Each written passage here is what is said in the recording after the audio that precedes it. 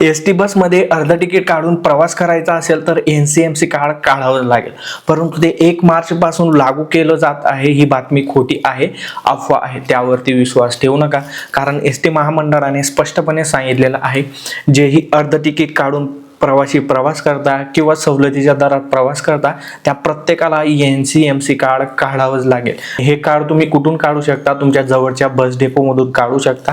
Card काढणं सुरू झालेलं आहे, परंतु ते अजूनपर्यंत लागू करण्यात आलेलं नाहीये. जोपर्यंत ते लागू करण्यात येत नाही तोपर्यंत तुम्ही कॅश स्वरूपात पैसे देऊन तुमच्या सवलतीच्या दरात प्रवास करू शकता किंवा अर्ध तिकीट काढून प्रवास करू शकता.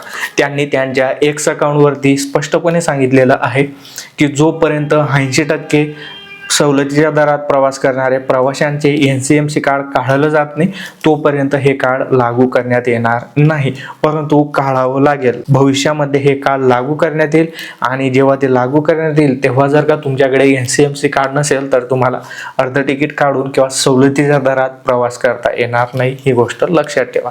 परंतु ते 1 मार्चपासून अनिवार्य केलं जात आहे ही बातमी खोटी आहे. व्हिडिओ खूप महत्त्वाचा आहे, जास्तीत जास्त लोकांपर्यंत शेअर करा आणि असेच कामाची माहितीपूर्ण व्हिडिओ पाहण्यासाठी फॉलो आणि सबस्क्राईब करा कम्प्युटर वर्ड सेंटर.